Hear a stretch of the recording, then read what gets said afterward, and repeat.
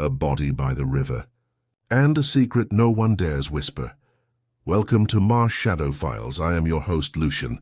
I love seeing this community grow. Tell me where you're tuning in from today. Your comments make this journey unforgettable. Let's begin. The lawns of Riverside Manor descended in graceful terraces toward the Thames, where ancient willows cast their shadows across waters that had flowed past the Thornfield estate for 3 centuries. On this particular evening in late June, the natural amphitheatre formed by the sloping grounds had been transformed into something rather more ambitious than nature had originally intended. Our temporary stage stood upon the lowest terrace, its painted canvas backdrop depicting a rocky island that would serve admirably for Shakespeare's enchanted realm. The smell of fresh-sawn timber mingled with warm grass and river water, while Chinese lanterns swayed gently from the surrounding trees, their colored paper casting a warm glow that softened the edges of what might otherwise have been considered an elaborate folly. Sir Reginald Thornfield moved among his guests with the practiced ease of a man who had spent decades managing delicate diplomatic situations. His tall, distinguished figure commanded attention without effort, and his voice carried the particular authority that comes from a lifetime of being listened to with respect. At 65, he possessed the kind of weathered handsomeness that suggested both outdoor pursuits and indoor refinements, though those who knew him well might have detected a certain weariness behind his courteous manner. This evening, however, he appeared entirely in his element as he gestured toward the makeshift theatre with genuine enthusiasm. "Harrington assures me that the acoustics will be quite adequate," Sir Reginald was saying to a small group gathered near the stage, "though I confess I had my doubts about performing outdoors. The river does tend to carry sound in unexpected directions." Mr. Felix Harrington himself stood at the center of the stage, his slight figure made more commanding by the elevation and the focused attention of the assembled company. He was a man of perhaps 50, with the kind of nervous energy that seemed to vibrate through his every gesture. His dark hair, touched with silver at the temples, was rather longer than current fashion dictated, and his clothes, while well cut, showed the subtle signs of a man whose circumstances had recently undergone some revision. When he spoke, his voice carried the trained projection of the professional theatre, though tonight there was an edge to it that suggested strain beneath the polished surface. "No? Oh, my dear Miranda," he called to the vicar's daughter, who had been drafted for the occasion. "The line is not a lament, but a recognition. You are not sorry. You are awakened."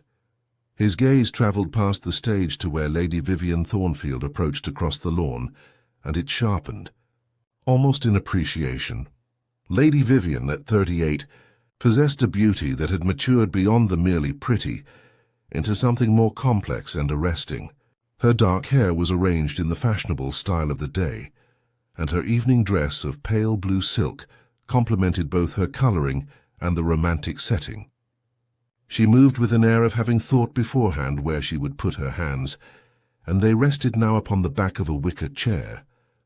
When she smiled, first at her husband and then at Harrington, the smile was the same yet subtly different, settling perhaps a fraction longer on the director. "You will find the tea on the lower table," she said. Miss Pemberton saw to it. The tray, attended with surgical neatness by Miss Dorothy Pemberton herself, stood on an iron garden table. The companion, in a serviceable frock, had the unobtrusive authority of one who has long arranged things precisely as they must be. For over 30 years, she had been an indispensable presence in the household, her devotion as steadfast as the ancient oaks that dotted the estate. Her pale blue eyes, sharp despite her deferential manner, missed nothing of the scene below as she poured without fuss, anticipating preferences with the practiced efficiency of long service. Charles Thornfield watched this exchange from just beyond the shade of the willow. Sir Reginald's nephew had the long-limbed awkwardness that sometimes follows injury, and his jacket hung a little loose on his frame. The war had left its mark upon him in ways both visible and hidden, and though he was barely 30, There was something in his manner that spoke of experiences that had aged him beyond his years. When Lady Vivian called him forward, there was an alacrity that suggested training rather than pleasure. "Charles knows the river," she said to Harrington. "If you need the boat moved." He acknowledged the instruction with a short, deferential smile, though his left hand trembled slightly as he reached for his cigarette case. When Harrington's voice rose in particularly emphatic direction, Charles's shoulders tensed in a way that suggested nerves stretched rather thin. The rehearsal proceeded with the kind of organized chaos that characterizes amateur theatrical endeavors, though Harrington's professional standards imposed a discipline that was both admirable and, perhaps somewhat trying for participants accustomed to more leisurely pursuits. Sir Reginald gave Prospero's lines with amusement, and occasionally with something that was not amusement. Lady Vivian, called upon to offer Miranda's handkerchief at a particular cue, did so with unerring grace. In the background, the undergardener adjusted the supporting crates with quiet efficiency, while there was whispered argument over whether the generator would bear a second lamp. As the sun declined, the river took on a metallic aspect, a certain stillness like that of an audience settling. At such moments, if one turned one's head at the right angle, one might have believed the scene had been composed by someone with a taste for graceful ironies. The house's white pilasters catching the last gold, the stage's painted sky both absurd and fervent, the real sky beyond utterly indifferent. Harrington held a small red notebook in his hand, making notations with his thumb, running down lists of names as if to make them perform for him on the page as well as upon the boards. At tea, conversation arranged itself with the same decorous partitioning that governed the house. Sir Reginald entertained the vicar on the strains of public life. Lady Vivian said something kind to the vicar's daughter, and Harrington declared a small war upon the ham sandwiches. It was observed, not necessarily with pleasure, that the director's tone toward Lady Vivian had warmed considerably. It was also observed that, when Sir Reginald mentioned the family's annual appeal for the Thornfield charities, Harrington's attention sharpened with professional intentness, as if he possessed a remarkable recollection for institutions and the dates of their notable events. The light dipped and became evening with little fuss. The first lamps sputtered into obedience, casting their glow upon the empty stage. Harrington dismissed the company with a little speech about tomorrow's advances on the second act, how the storm would be made real by restraint. There were handshakes and compliments.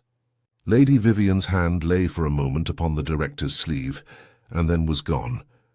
Miss Pemberton closed the teapot with fastidious care, wiping its spout clean. The stage, abandoned, looked faintly foolish in the artificial light. A draught lifted a corner of the painted sky. The canvas flapped and fell back with a sigh. The river accepted the dark as it accepted everything, with unhurried assurance. Harrington, last to leave, stood upon the boards and looked once into the water, taking from his pocket the little red notebook to make a final notation before slipping it away, alongside a folded program on which certain names had been emphasized. He smoothed his scarf, arranged his expression, and followed the others up the slope toward the manor. Presently the lawn was empty. On the stage a length of cord loosened from its peg, slid with a mild whisper, and came to rest against the pilings. By the bank a single reed bent and righted itself. The river, patient as always, made its small remarks and kept its counsel, flowing on into the gathering darkness with secrets that would soon demand their terrible accounting. The Thames wore its mourning garments with characteristic English reserve, a thin veil of mist lying across the water like gauze arranged by an invisible stagehand. The lawns of Riverside Manor descended through their graceful terraces toward the river, where the temporary stage stood silent in the pale light, its painted backdrop appearing almost spectral in the dawn's uncertain illumination. A blackbird ventured a tentative phrase from the ancient oak near the house, then reconsidered, leaving the morning to settle into that particular hush which belongs to great estates before the household stirs. Hodges, the head gardener, made his customary early rounds with the methodical precision that had governed his mornings for 27 years. His weathered hands carried the day's first tools, and his boots left neat impressions in the dew-heavy grass as he descended toward the river to inspect the small punt that served the estate's modest aquatic requirements. It was a task performed without conscious thought, his attention already turning to more pressing concerns, the roses that demanded attention, the hedge requiring its weekly discipline, the endless small victories against nature's tendency toward disorder. The punt bobbed gently at its mooring, but it was not the boat that arrested Hodges's progress. Among the reeds that crowded the bank, something pale moved with the water's gentle rhythm. At first glance, it might have been a piece of canvas torn loose from the stage by the night's breeze, or perhaps a fallen branch caught in the current's lazy embrace. But as Hodges approached, his steps slowing with the dawning recognition of something profoundly amiss, the pale object resolved itself into the unmistakable form of a human hand, fingers spread as if in final, futile supplication toward the surface. The body of Felix Harrington lay caught among the reeds like a discarded marionette, his evening clothes dark with river water, his thin face turned toward the lightening sky with an expression of mild surprise that seemed oddly theatrical, even in death. The small red notebook that had been his constant companion protruded from his jacket pocket, its pages sodden but still partially legible, while a theatrical program, folded and refolded until it was soft as cloth, floated nearby with its carefully underlined names bleeding into illegibility. Hodges stood for a long moment, his gardener's instincts warring with the unprecedented nature of his discovery.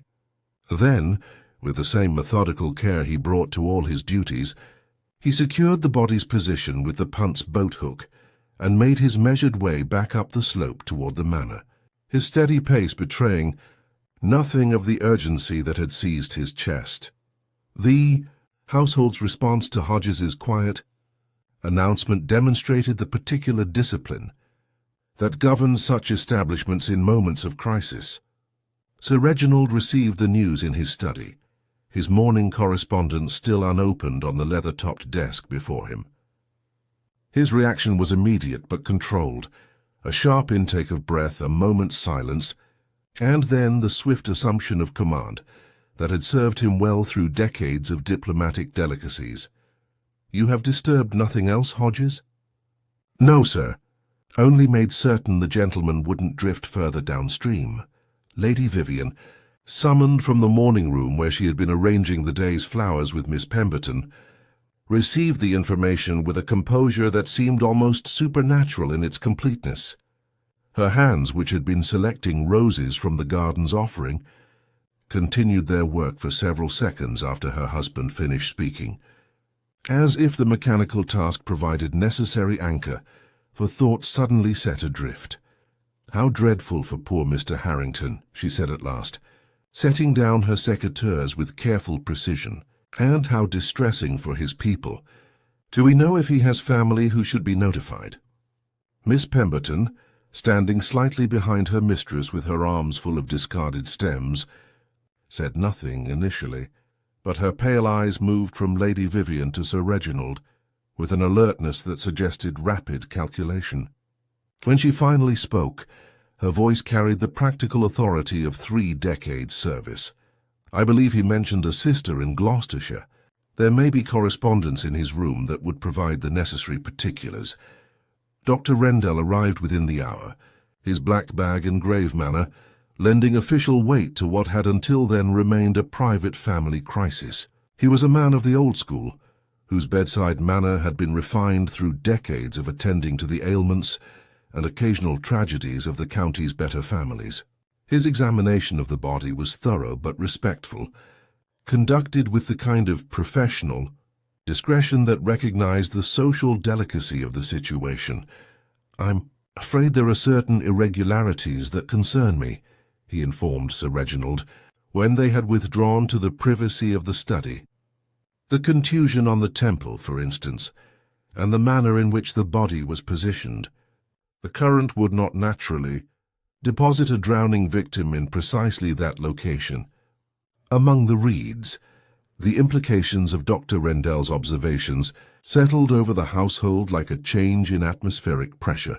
Subtle but unmistakable, Charles Thornfield, who had been summoned from his morning walk along the river path, received the news with a visible tremor that might have been shock or something more complex. His hands, already unsteady from the previous evening's indulgences, required 2 attempts to manage his cigarette case, and when he spoke, his voice carried a brittleness that suggested nerves stretched beyond their accustomed limits. "Good God. Uncle, are you suggesting that Harrington was actually... that someone deliberately... I am suggesting," Sir Reginald replied with diplomatic precision, "that the circumstances require investigation by the proper authorities. Dr. Rendell has been good enough to contact the local constabulary. The arrival of Constable Barrow from the village brought with it the recognition that Riverside Manor's carefully maintained privacy had been irretrievably compromised. Barrow was a competent man within his limitations, but those limitations became apparent almost immediately when faced with a case that involved not only potential murder, but also the social complexities of investigating his betters. His request for assistance from Scotland Yard was made with the kind of relieved alacrity that suggested he understood precisely how far beyond his depth the situation had carried him. The household settled into an uneasy pattern of waiting, each member acutely conscious of the other's presence and of the unspoken questions that hung in the air like river mist. Lady Vivian resumed her flower, arranging with mechanical precision, though her usual eye for composition seemed to have deserted her, leaving the roses in arrangements that were technically correct, but somehow lifeless.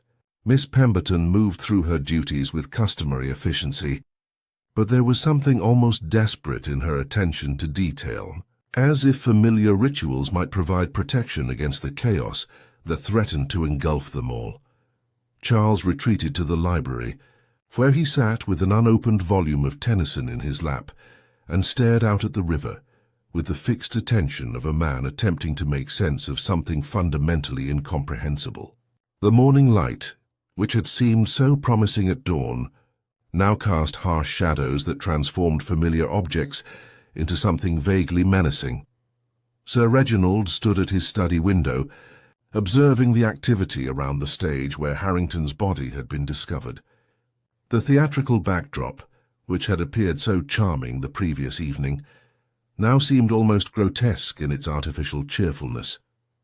The painted sky mocked the grey reality above, and the carefully constructed illusion of Shakespeare's enchanted island had become something altogether more sinister.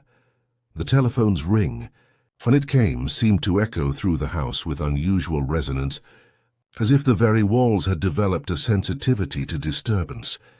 The call confirmed that Inspector Allain of Scotland Yard would arrive by the afternoon train, bringing with him the kind of methodical investigation that would leave no corner of their carefully ordered lives unexamined. By noon the mist had burned away entirely, leaving the Thames to reflect the harsh clarity of full daylight. The temporary stage stood exposed and somehow diminished, its magic dissipated by the morning's revelations. The Chinese lanterns, which had provided such romantic illumination the evening before, hung limp and faded, their coloured paper already showing the effects of the night's dampness and the day's unforgiving scrutiny.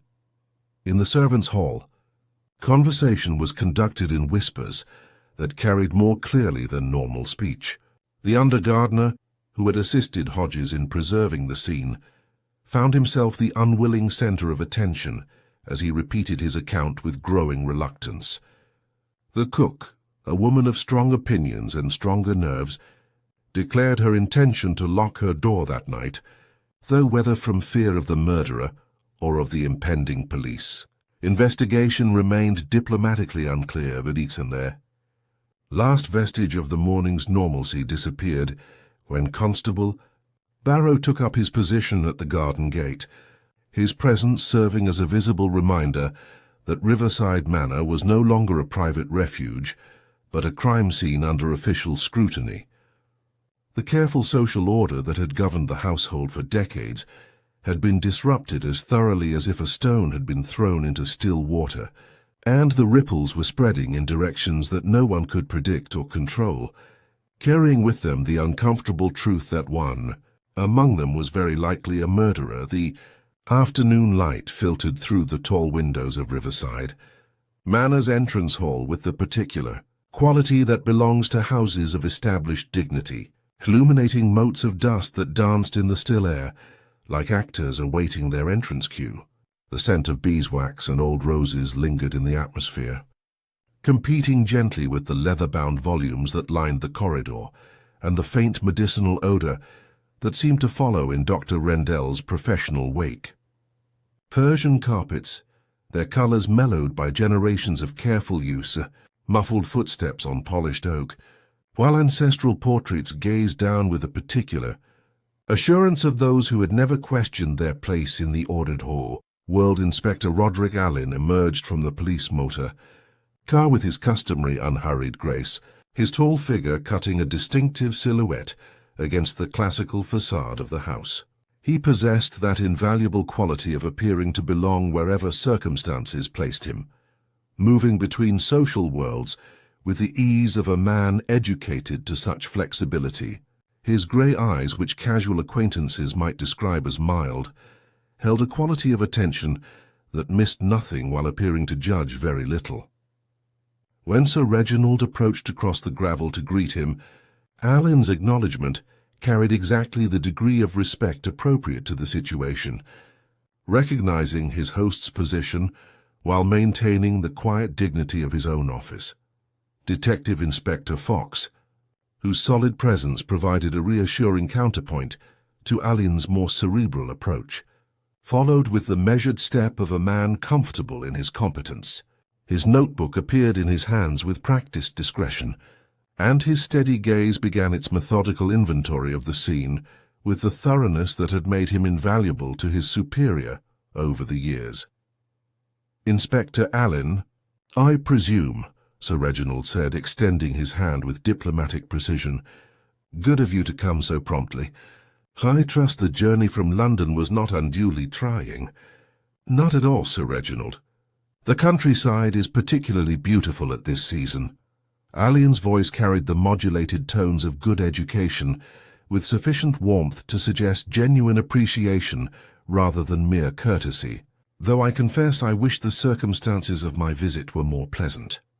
They were received in the drawing-room, where Lady Vivian rose from a writing desk, positioned to catch the afternoon light from the long windows. Her dark blue dress struck exactly the right note for the gravity of the situation, without being ostentatiously mournful, and her manner suggested a woman who had given considerable thought to the impression she wished to create. When she spoke, her voice carried the controlled modulation that comes from years of managing delicate social situations. "Inspector, how do you do? I'm afraid this has all been quite dreadful for everyone concerned. Poor Mr. Harrington was such a vital presence among us. It seems impossible that he should be gone." "Indeed, Lady Vivian. I understand he was directing your theatrical production." "Yes, scenes from The Tempest. He was so enthusiastic about the project, so full of plans for tonight's performance." Her hands, Allen noted, remained perfectly still as she spoke, folded in her lap with the kind of deliberate control that suggested considerable self-discipline. Charles Thornfield, who had been standing near the fireplace, with the restless energy of a man who found stillness difficult, moved forward with an abruptness that drew attention to itself. His introduction was accompanied by a handshake that trembled slightly, and his attempt at casual conversation carried an undertone of nervous tension that seemed to vibrate through his words like an over-tightened string. "Shocking business, Inspector. Absolutely shocking. One doesn't expect this sort of thing in a place like this, you know. Riverside Manor has always been so peaceful, so safe."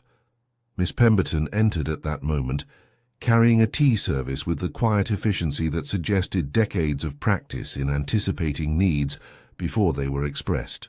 Her grey dress and sensible shoes marked her clearly as a companion rather than family, but there was nothing subservient in her manner. Indeed, Elaine observed, she moved through the room with the confidence of someone whose position, while dependent, was also indispensable. "I thought you might welcome some refreshment, Inspector. The afternoon has been rather trying for everyone." "Most thoughtful, Miss Pemberton. I understand you've been with the family for some time?" 31 years come September, Inspector. I was engaged shortly after Lady Vivian's marriage to Sir Reginald." Her pale blue eyes met his directly, and Alan detected in them the sharp intelligence of a woman who had spent decades observing human nature from a unique vantage point. The tea ritual proceeded with ceremonial precision, transforming a simple beverage into a social institution.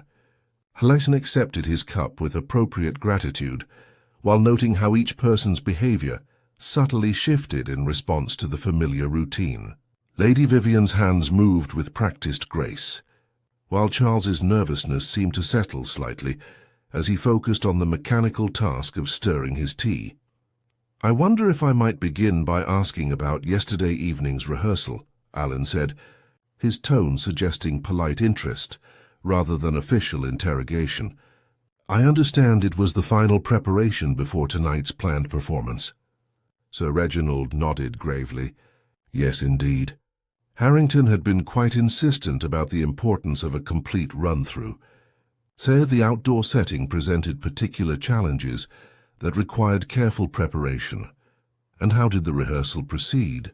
Were there any difficulties, any tensions among the participants?" The question settled into the room like a stone dropped into still water, creating ripples of unease that spread from person to person. Lady Vivian's cup paused halfway to her lips. Charles's cigarette remained unlit in his fingers, and Miss Pemberton's gaze sharpened with sudden attention. "Well," Sir Reginald said carefully, "Harrington was rather exacting in his standards. Professional, you understand, but perhaps not entirely sensitive to the fact that we were all amateurs, pursuing this as pleasure rather than profession." After the preliminary interviews, Alan requested an examination of the scene itself. They descended through the terraced gardens toward the river, where the temporary stage stood like an abandoned set, awaiting actors who would never arrive. The painted backdrop, which had seemed so charming in the previous evening's lamplight, now appeared almost grotesque in the fading daylight, its artificial cheerfulness a mockery of the tragedy that had unfolded in its shadow. The afternoon train from London arrived at the village station with the punctuality that characterized the better rail services, its steam dissipating into the warm June air like theatrical smoke carefully arranged by an unseen hand. Inspector. Roderick Allen emerged from a first-class compartment with the unhurried grace of a man who had learned that haste rarely improved the quality of observation, his tall, lean figure moving through the small station with an economy of motion that spoke of natural elegance rather than studied effect. Detective Sergeant Fox, who had travelled down on the earlier train to make preliminary arrangements, met his superior with the comfortable familiarity of long partnership, his square Yorkshire frame and practical manner providing an effective counterpoint to Alan's more refined approach. The drive through the village and along the Thames provided Alan with his first impression of the countryside that would serve as backdrop to his investigation. The river moved with lazy assurance between banks lined with ancient willows, while the late afternoon light cast everything in that particular golden hue that seemed to promise either romance or tragedy, depending upon one's disposition. Riverside Manor came into view through a screen of lime trees, its Georgian facade presenting the kind of architectural harmony that spoke of centuries of careful stewardship, though Alan had learned through experience that such appearances of permanence and order could be profoundly deceptive. Sir Reginald Thornfield received them in the grand entrance hall with the practiced courtesy of a man accustomed to managing difficult situations with diplomatic precision. His handshake was firm, his manner grave but composed, and when he spoke, His voice carried that particular cadence of one who had spent years choosing words with care. The hall itself reflected its owner's character. Ancestral portraits gazed down from their gilded frames, while polished mahogany and heavy velvet draperies created an atmosphere of substantial respectability that seemed almost deliberately constructed to reassure. "Inspector Allain, I cannot adequately express my relief at your arrival," Sir Reginald began, his bearing suggesting a lifetime spent in command, yet betraying a subtle tension in the set of his jaw. "This business has naturally been most distressing for the household, and I confess that the implications suggested by Dr. Rendell's examination have left us all rather unsettled." "Indeed, Sir Reginald," Allain replied, his voice calm and modulated, a pleasant rumble in the high-ceilinged space. "My condolences on your loss and on the disruption to your household." His dark eyes took in the details of the room, while his attention remained focused on his host, noting the way the air seemed to hum with unspoken anxieties despite the surface calm. Lady Vivian appeared at precisely the moment when her presence might be expected, her entrance managed with the kind of perfect timing that suggested long practice in the social arts. She was dressed in a simple afternoon frock of dove grey that complemented her dark hair and pale complexion, and when she moved to join them, her manner combined appropriate gravity with natural grace that had undoubtedly served her well in diplomatic circles. "Inspector Allain, how good of you to come so promptly," she said, extending a gloved hand with practiced ease. "This dreadful business has quite shattered our usual tranquility. Poor Mr. Harrington seemed in such excellent spirits yesterday evening. It seems almost impossible that he should have met with such a tragic end." Allain noted the careful phrasing that assumed accidental death, while the physical evidence suggested otherwise, filing the observation away for future consideration. Miss Pemberton materialized with a tea tray, at precisely the moment when refreshment might be expected, her entrance so perfectly timed that it seemed choreographed, her movements possessing the fluid efficiency of decades of such service. When she set the tray upon the low table, Allain observed the subtle interplay between the three members of the household, the way Sir Reginald's eyes followed his wife's movements with more than casual interest, while Miss Pemberton's pale gaze seemed to catalogue every gesture with professional thoroughness. Their first examination of the crime scene revealed details that the morning's initial investigation had necessarily left for more expert attention. The temporary stage stood roped off under the watchful eye of a local constable, its painted backdrop appearing almost grotesque in the harsh afternoon light. Allain knelt beside the riverbank where Harrington's body had been discovered, his elegant tweed coat showing no concern for the damp earth as he examined the area with meticulous care. "The positioning troubles me, Fox," he observed, noting the precise location among the reeds. Her drowning victim would naturally follow the current's path, yet our Mr. Harrington was found in a spot that suggests deliberate placement. He pointed to subtle disturbances in the undergrowth that might indicate a struggle, then turned his attention to the stage itself, stepping onto its wooden planks with careful deliberation. A faint scuff mark, almost obscured by the natural grain of the wood, caught his practiced eye. It was not the mark left by casual footfall, but rather a drag, as if something heavy had been pulled across the surface. Beneath a loose board, wedged into a gap that might easily have been overlooked, he discovered a theatrical program identical to those distributed for the previous evening's rehearsal, but crumpled and damp, with several names underlined in a hurried, emphatic hand. "Most interesting," Allain murmured, carefully extracting the program and noting how one name in particular had been circled with fierce intensity. The paper was too damaged to read clearly, but the violence of the markings suggested emotions far removed from casual theatrical notation. Back within the manor's elegant confines, Allain began his preliminary interviews with the measured patience that characterized his method. Sir Reginald spoke of Harrington with careful diplomacy, acknowledging the director's considerable talent while subtly conveying his less admirable qualities. Harrington was a demanding sort, Inspector. A perfectionist, certainly, but not without a certain theatrical flair for the dramatic in his personal dealings as well. He had a way of seeing through one's amiable pretensions, of cutting rather close to uncomfortable truths. It could be trying at times. Sir Reginald paused, his gaze drifting momentarily to a framed photograph on his desk. He possessed, shall we say, a keen eye for opportunity, and was not shy about pursuing it.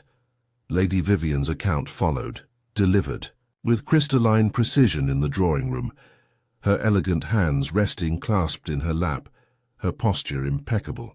She recounted her movements of the previous evening, with a timeline that seemed almost too perfectly recalled, every minute accounted for, with detached clarity. After the rehearsal concluded, I retired to my rooms shortly after 10. I read for perhaps an hour before extinguishing my lamp. My maid can confirm my presence. Her voice betrayed no hint of emotion, yet Aline noted the subtle clenching of her jaw, the almost imperceptible tightening around her eyes that suggested a performance of remarkable control. And your final conversation with Mr. Harrington? A faint hesitation, barely perceptible. Only concerning the general progress of the production. He remarked on the delightful quality of the moonlight on the river. Nothing of particular consequence, Inspector. Fox, meanwhile, had been making his own inquiries in the servants' hall, where he learned of Harrington's late-night wanderings through the house, his particular interest in the family's private papers, and whispered arguments overheard through closed doors. Mrs. Gibbs, the cook, spoke with characteristic directness of the director's prying ways, and his unseemly curiosity about matters that predated his arrival. Always asking questions about the old days, he was, she declared with obvious disapproval. Things that were none of his concern, if you ask me. The First Lady Thornfield, God rest her soul, and that business with the charitable trust from years back. Not the sort of thing a guest ought to be delving into. As the afternoon light began to slant through the manor's tall windows, casting long shadows across polished floors, Aline requested permission to examine Harrington's room. The chamber was well appointed, but revealed the occupant's preoccupations through subtle details. Correspondence from London solicitors tucked beneath theatrical scripts, newspaper clippings carefully folded and filed, and most tellingly, a small, leather journal hidden in the writing desk's locked drawer. The journal's pages revealed not notes on the Tempest, but meticulous research into the Thornfield family history, with particular attention to financial arrangements from 2 decades past, and references to a scandal involving Sir Reginald's first marriage. The entries were written in Harrington's precise hand, each detail catalogued with the thoroughness of a man building a case rather than directing a play. Our Mr. Harrington appears to have been conducting an investigation of his own, Elaine observed to Fox, carefully replacing the journal in its hiding place. The question becomes whether his research was motivated by scholarly curiosity or something rather more mercenary. The discovery cast the household's careful courtesy in a new and more sinister light. Each polite response to his questions now seemed potentially calculated, each expression of grief possibly concealing relief. As evening approached and the first lamps were lit throughout the manor, Alan found himself standing once again at the study window, gazing out at the river where it flowed past the silent stage. The Thames continued its eternal progress toward the sea, indifferent to human tragedy, yet Alan sensed that its dark waters held secrets that would soon demand their terrible accounting. The elegant surfaces of Riverside Manor concealed depths of human complexity that Harrington had apparently attempted to plumb, with consequences that had proved fatal. The real performance, Elaine reflected, was only just beginning. Played out in drawing rooms and corridors where the stakes were considerably higher, than mere artistic success. A soft footstep in the corridor behind him made him turn, but when he looked, the passage was empty save for the play of lamplight on polished wood. Yet something in the quality of the silence suggested that he had been observed, that his own investigation was itself being carefully watched by eyes that had much to lose should certain truths come to light. The game, as it were, was now afoot, though the rules remained hidden and the players wore masks of impeccable respectability. That would require considerable skill to penetrate. The library at Riverside Manor possessed that particular quality of morning light which comes only to rooms designed by architects who understood the relationship between tall windows and the human need for contemplation. Rain drew delicate patterns against the mullioned glass, blurring the outline of the willows beyond and creating an atmosphere of enforced intimacy within the leather-bound sanctuary. The turkey carpet, its colors mellowed by decades of careful use, muffled footsteps to whispers, while the lingering scent of pipe tobacco and old bindings created that indefinable essence of masculine retreat. It was here that Inspector Allen chose to conduct his more delicate inquiries, recognizing that some truths emerged more readily in settings that suggested confidential conversation rather than formal interrogation. Charles Thornfield entered with the uncertain energy of a man who had forgotten whether he came to sit or to flee, his tall frame moving with the careful control of one who had learned to disguise internal tremors through external discipline. He wore a tweed coat that hung rather loose on his shoulders and, incongruously, an old regimental tie knotted with military precision. The morning light, which might have been kind to other men, merely emphasized the hollows beneath his eyes and the faint tremor in his hands as he attempted to manage his cigarette case with casual confidence. "You wish to see me, Inspector?" Charles asked, his voice carrying the educated accent of his class, but with an underlying brittleness that suggested recent strain. "My uncle said you required some particulars about yesterday evening." "If you can bear it," Elaine replied, indicating a leather chair beside the hearth. "It is particularly trying to discuss a death so near its occurrence. I am sorry to importune you, but your knowledge of the household and its routines may prove invaluable."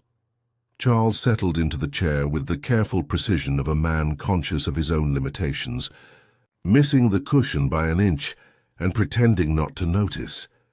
When Elaine offered his lighter for the cigarette that trembled between Charles's fingers, the small courtesy was accepted with a gratitude that spoke of nerves stretched beyond their accustomed limits.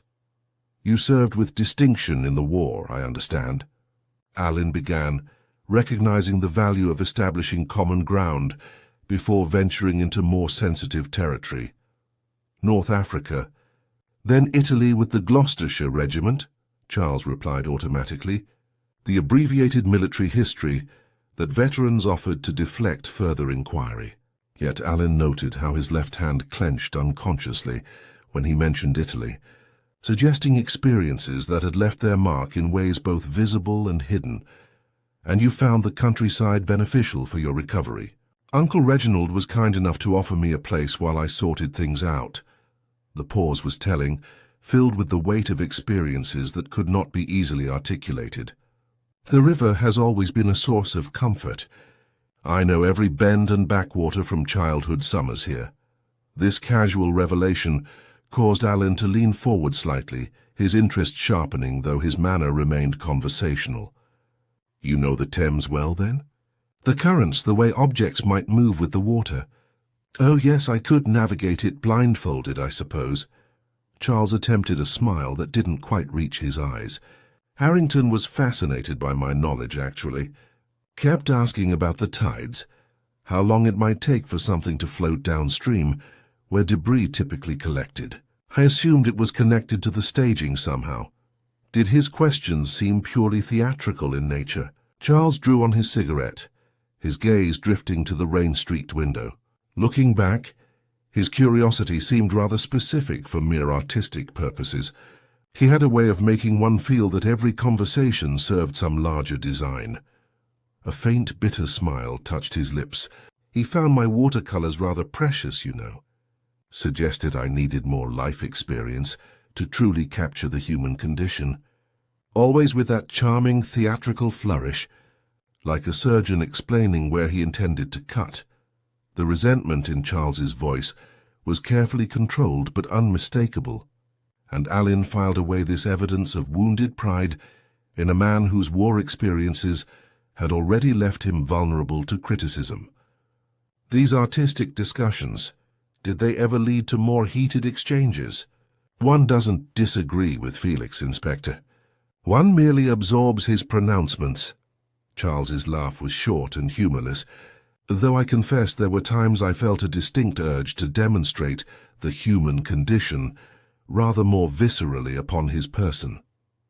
The interview was interrupted by the arrival of Miss Dorothy Pemberton, who entered with the silent efficiency that characterized her every movement. Carrying a fresh pot of coffee on a silver tray, her presence transformed the atmosphere subtly but perceptibly, introducing an element of watchful attention that made both men more conscious of their words. "I thought you might require refreshment, Inspector," she said, her voice carrying the particular modulation of a servant who had learned to make herself indispensable through anticipating needs before they were expressed. Her pale blue eyes seemed to catalogue every detail of the scene before her, missing nothing of Charles's obvious distress or Alan's careful attention to his responses. "Miss Pemberton, you've been with the family for many years, I understand?" Alan accepted the coffee with gracious thanks, noting how she positioned herself within the room with protective deliberation. 31 years this September, Inspector. I came to the household when Lady Vivian arrived as Sir Reginald's bride. Her response carried the quiet pride of faithful service, though Alan detected something more complex in her tone when she mentioned Lady Vivian, a warmth that was distinct from her usual professional detachment. Then you would have observed Mr. Harrington's particular methods as a director.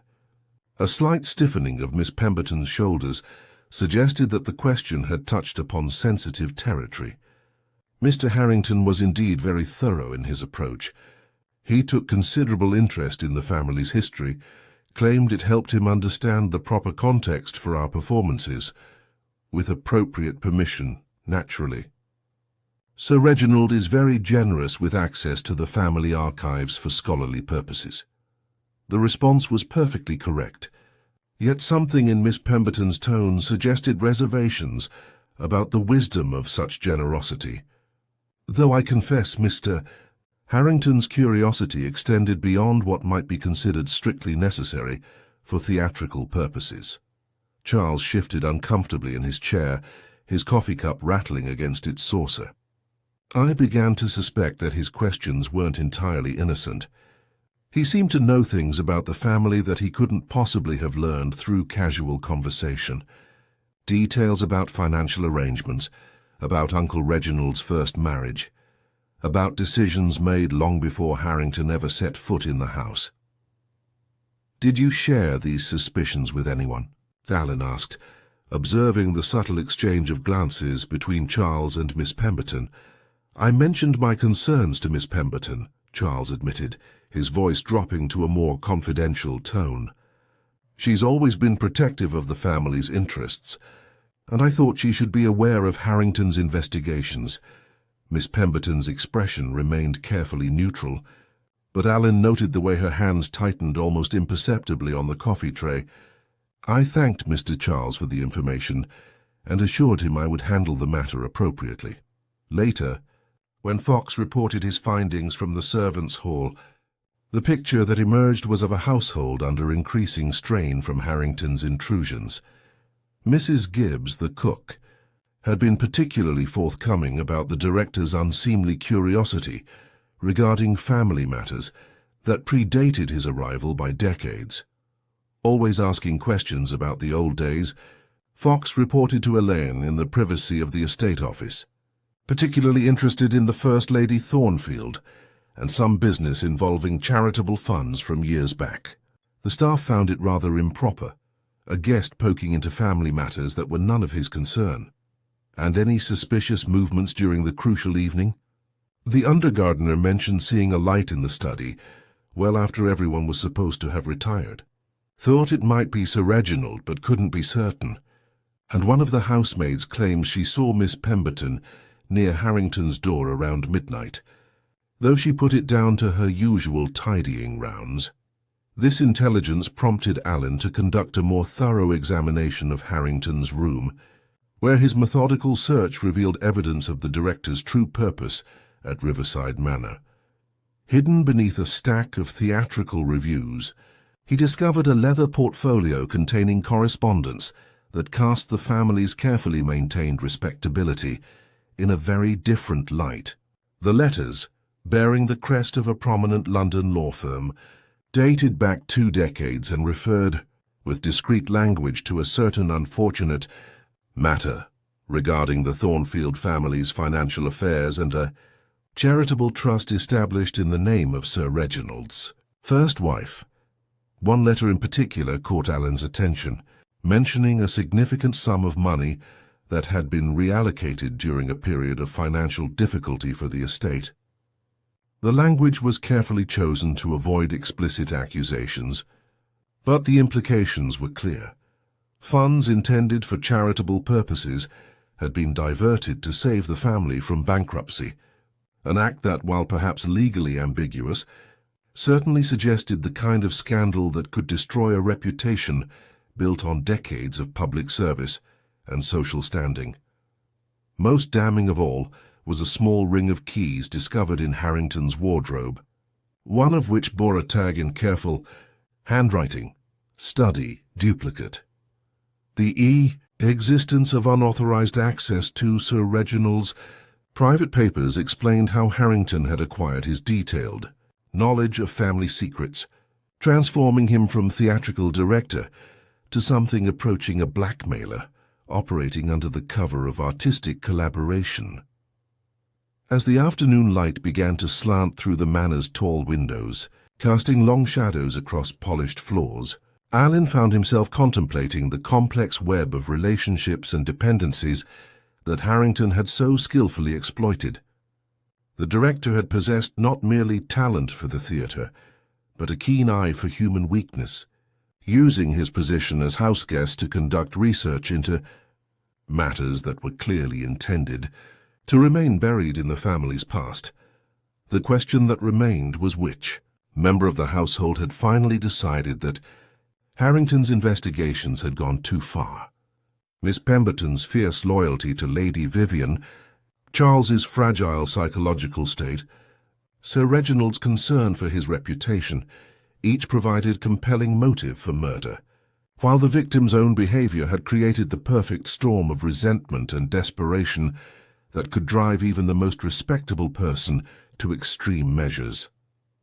Standing once again at the study window, Alan gazed out at the river where it flowed past the silent stage, its dark waters carrying away the secrets of the night, while new ones gathered in the elegant rooms above. The Thames continued its eternal progress toward the sea, indifferent to human tragedy. Yet Alan sensed that its currents held truths that would soon demand their terrible accounting. The performance was far from over, and the most challenging acts were yet to come, played out in drawing rooms where the stakes were measured not in artistic success, but in the very foundations of carefully constructed lives that Harrington's research had threatened to destroy. In the corridor outside the study, a floorboard creaked softly, then settled into silence. When Alain turned, the passage was empty save for the play of lamplight on polished wood. Yet something in the quality of the silence suggested that his own investigation was itself being carefully watched by eyes that had much to lose should certain truths come to light. The game, as it were, was now fully engaged, though the rules remained hidden, and the players wore masks of impeccable respectability that would require considerable skill to penetrate. The temporary stage wore its theatricality uneasily in the clear morning light, the painted backdrop appearing almost foolish beneath the impartial scrutiny of the sun. What had seemed magical by lamplight now revealed itself as canvas and timber, though the Thames continued its eternal progress with indifferent grace, carrying away the night's secrets while new ones gathered in the elegant rooms above. Chinese lanterns hung lifeless from the willow branches like extinguished thoughts, while the smell of cut grass mingled with damp canvas, and the faint mechanical odor from the generator that had illuminated the previous evenings. Performance Inspector Aline had requested this reconstruction with characteristic diplomatic courtesy, suggesting that physical reenactment might unlock details that mere conversation had overlooked. His true purpose, however, was less about precise movements and more about observing how each member of the household chose to present their part when forced to perform their memories under scrutiny. Detective Sergeant Fox stood ready with his notebook and reliable pocket watch, his square Yorkshire frame providing practical counterpoint to Alan's more refined approach. Sir Reginald descended the lawn with Lady Vivian on his arm, his bearing suggesting a man accustomed to managing delicate situations with diplomatic precision. His distinguished figure commanded attention without effort, though those who knew him well might have detected a certain weariness behind his courteous manner. Lady Vivian moved with that composed elegance which had undoubtedly served her well in diplomatic circles, her morning dress of pale blue silk complementing both her colouring and the riverside setting. Yet Aline noted something almost mechanical in her grace, as if she were following a carefully rehearsed script rather than responding naturally to the moment. Miss Pemberton appeared with her customary efficiency, carrying a small basket of props that might be needed for the reconstruction. Her pale blue eyes, sharp despite her deferential manner, seemed to catalogue every detail of the scene before her, missing nothing of the subtle tensions that played between the family members like electric currents seeking ground. Charles Thornfield joined them from the direction of the Lime Avenue, his tall frame moving with the careful control of one who had learned to disguise internal tremors through external discipline. "Inspector, I confess this exercise feels rather trying," Sir Reginald began, his voice carrying the particular cadence of one accustomed to being heard with respect. "To recreate the events of that evening, knowing what we now know of poor Harrington's fate, seems almost ghoulish in its implications. I understand your reluctance, Sir Reginald," Alain replied with characteristic courtesy, "but I find that memory often proves more reliable when supported by physical reconstruction. The mind recalls details that mere conversation might overlook. If you please, let us begin with the conclusion of the rehearsal, as Mr. Harrington was dismissing the company." The household arranged itself with varying degrees of reluctance, each taking their remembered positions from the previous evening. Fox consulted his watch with professional precision. 9:34, sir, when the rehearsal concluded according to the accounts. Lady Vivian's performance during the reconstruction was flawless in its execution, her memory flowing with crystalline clarity that seemed almost supernatural in its completeness. She recalled her exact position during Harrington's final directions, her precise movements toward the refreshment area, and her subsequent conversation with the vicar's daughter about the evening breeze. When she demonstrated her path across the lawn, she did so with such measured fidelity that it was almost unnerving, as if the movements had been decided long ago and memorized in the minutest particulars. "I stood here," she said, her gloved hand resting lightly upon the garden table. Miss Pemberton had arranged the cups on the left. I spoke briefly with several guests before retiring to fetch a shawl from the house. "And the time of your return?" Alan inquired with gentle persistence. 10 minutes past 10, Inspector. Miss Pemberton will confirm that I had returned by then." Her composure remained absolute, yet there was a faint rigidity to it, like perfectly starched linen that allowed no room for natural movement. Charles's demonstration proved far less assured. When required to show his movements during the crucial 20-minute interval, his hands trembled slightly as he indicated his path along the riverbank. His intimate knowledge of the Thames became apparent as he explained the current patterns and the way objects might drift in the water. Information that made him technically capable of the crime's execution, while simultaneously revealing the depth of his distress. Harrington was particularly interested in the tidal patterns. Charles said, his voice barely above a whisper.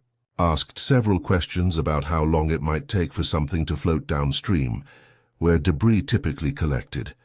I assumed it was connected to the staging somehow, but looking back, his curiosity seemed rather specific for mere artistic purposes. Miss Pemberton moved through the reconstruction with quiet efficiency that bordered on the uncanny.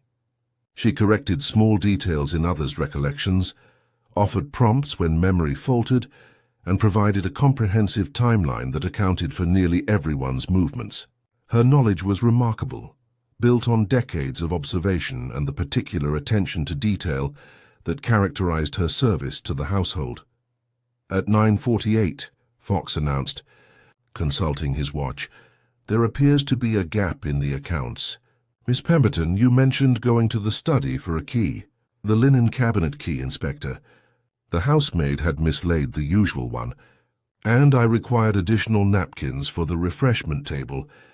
Her response came with practiced efficiency, though Alan noted the way her pale eyes moved briefly to Lady Vivian before returning to meet his gaze.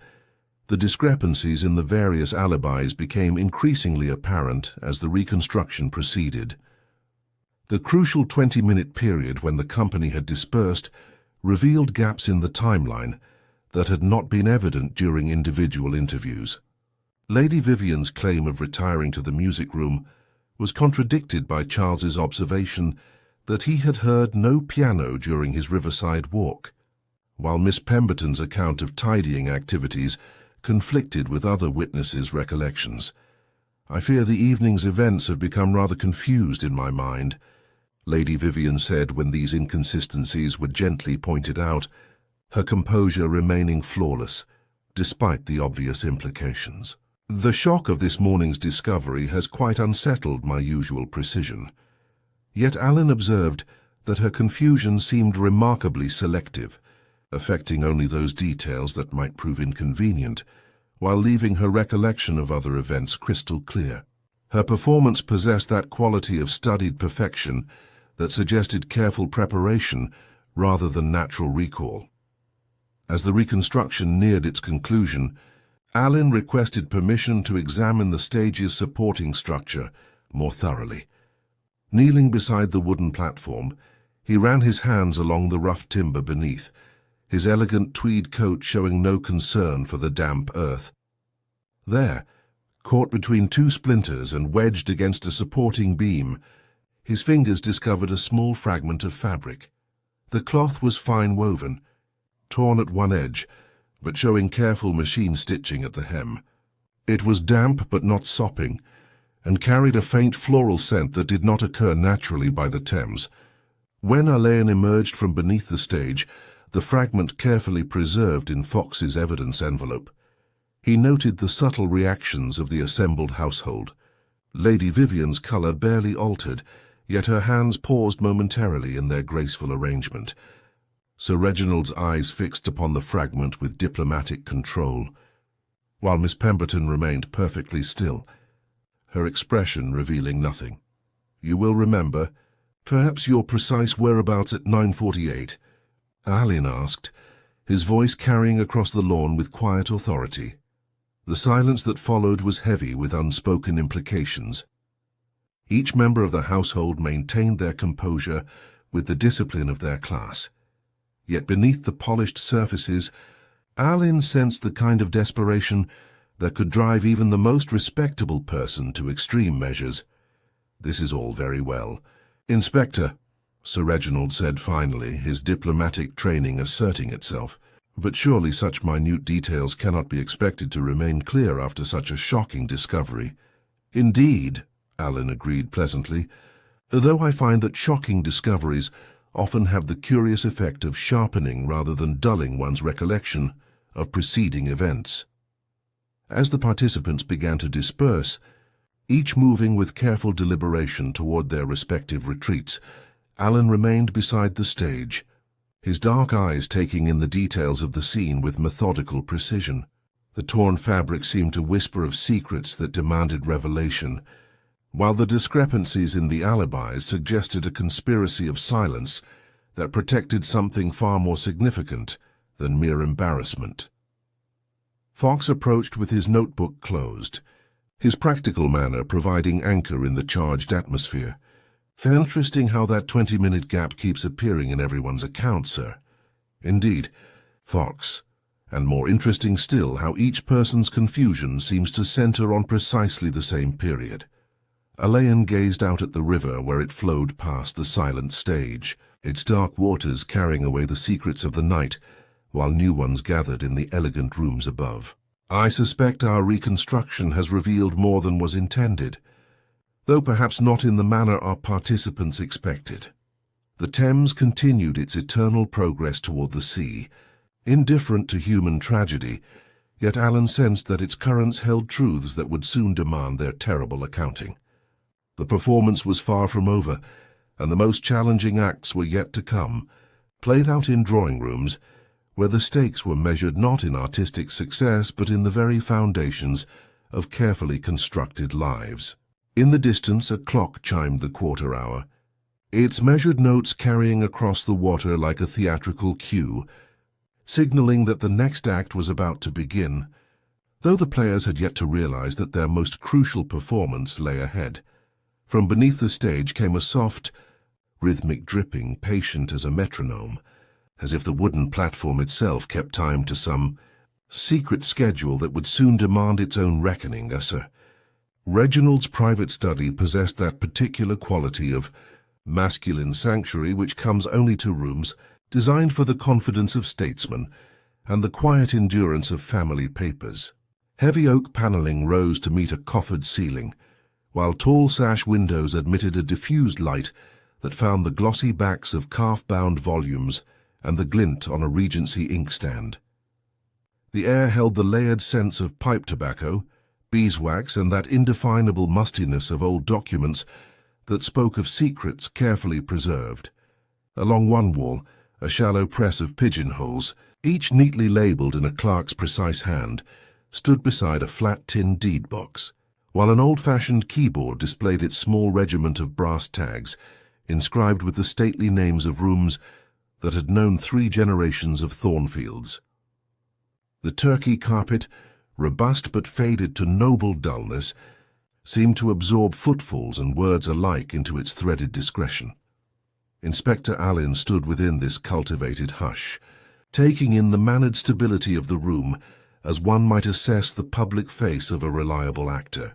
His dark eyes rested upon a particular tag on the keyboard, study, duplicate, and found the hook conspicuously empty. Detective Sergeant Fox, solid beside him, had already set to his comfortable business of methodical examination, his practical Yorkshire manner providing effective counterpoint to the room's theatrical dignity. Sir Reginald entered with ceremony kept on a short rein, crossing to the hearthrug with the measured pace of a man accustomed to managing delicate situations. The lines at the corners of his eyes appeared more deeply marked in the room that knew his confidences, and when he spoke, his voice carried the particular weight of diplomatic authority under strain. "Inspector," he said, his courteous gaze falling upon Alain, "you have requested access to certain private papers. I confess it would be a relief to know precisely what you hope to discover among documents that relate to matters concluded decades ago."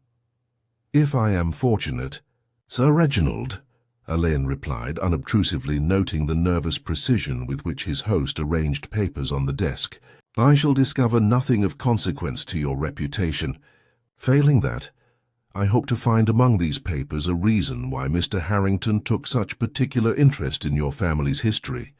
Sir Reginald hesitated, his diplomat's instincts warring with the recognition that concealment was no longer possible. From his waistcoat pocket, he produced a small brass key, regarding it for a moment as if it might transform into something less burdensome. "You will find me, Inspector, an old hand at necessity.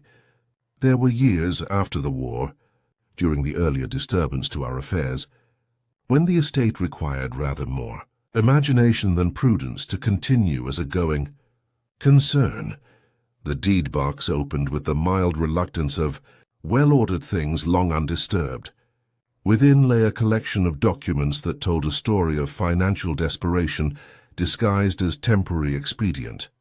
Letters bearing the wafered seals of London solicitors, memoranda on vellum slips, and a leather portfolio secured with faded ribbon.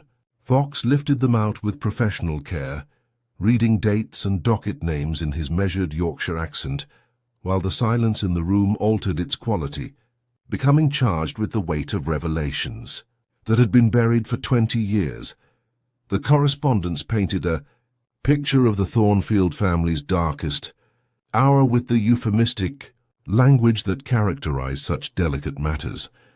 The Thornfield Charitable Trust, established in memory of Sir Reginald's first wife to benefit war orphans and impoverished scholars, had apparently provided salvation during a period when the estate faced complete ruin. Funds intended for charitable distribution had been temporarily reallocated to service estate debts, a maneuver that, while perhaps legally defensible through creative interpretation of trust documents, certainly constituted the kind of scandal that could destroy a reputation built on decades of public service. The farm rents had collapsed entirely, Sir Reginald explained, his voice carrying the careful modulation of a man who had rehearsed this justification many times in private. We faced not merely financial embarrassment, Inspector, but the loss of the home farm, and with it the livelihoods of people I had known since boyhood. The Trust's investments were stagnant in that particular year. We saw a way to preserve the substance while protecting those who depended upon us. Miss Pemberton appeared at precisely the moment when her presence might be expected, entering with the silent efficiency that characterized her every movement. She carried a tea service arranged with her customary precision, and when she set the tray upon the side table, Aline observed how her pale blue eyes seemed to catalogue every detail of the scene before her. Missing nothing of Sir Reginald's obvious distress or the damaging documents spread across the desk, Miss Pemberton was instrumental in managing the household during that difficult period. Sir Reginald continued, accepting his teacup with the gratitude of a man seeking any anchor in stormy seas. Her discretion and loyalty were invaluable assets during the negotiations with our creditors. I merely performed my duties as circumstances required, Sir Reginald, Miss Pemberton replied, though Aline detected something more complex in her tone when she spoke of that turbulent time. Her hands arranging the tea service with mechanical precision betrayed a slight tremor that suggested the memories remained painful. Despite the passage of years, Lady Vivian's entrance was managed with that perfect timing which suggested either remarkable intuition or careful eavesdropping. She wore a morning dress of pale grey silk that complemented her dark hair, and when she moved to join them, her manner combined appropriate concern with the kind of controlled grace that had undoubtedly served her well in diplomatic circles. Inspector, I hope you understand that these matters relate to a period of considerable difficulty for our household, she said, her voice betraying no hint of emotion, despite the potentially devastating nature of the revelations. We have worked diligently over these many years to address the irregularities and restore proper order to our charitable obligations. The full scope of Harrington's research became apparent as Aline examined the correspondence more thoroughly. One letter in particular, written in the precise hand of a senior legal partner, made the implications unmistakably clear.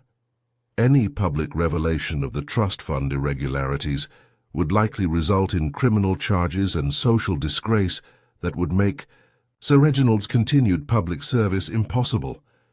The document emphasized that the family's survival depended absolutely on maintaining the secret, creating precisely the kind of desperate vulnerability that a man like Harrington would exploit with theatrical flair. Mr. Harrington had somehow acquired detailed knowledge of these arrangements? Aline asked, noting how Miss Pemberton's hands tightened almost imperceptibly on the tea service. His research into our family's history proved remarkably thorough, Sir Reginald admitted with obvious reluctance. He seemed to possess an uncanny ability to locate documents we had assumed were safely archived. His questions became increasingly specific, suggesting knowledge that could only have come from systematic examination of private correspondence. Fox's discovery of photocopied documents in Harrington's room had already confirmed the director's unauthorized access to the family archives. The man had transformed himself from theatrical director to something approaching a professional blackmailer, using his position as house guest to conduct research that made exposure inevitable unless his demands for permanent security and position were met. Our Mr. Harrington appears to have been conducting a rather different sort of performance than we initially supposed, Allen observed, carefully replacing the most damaging documents in their portfolio.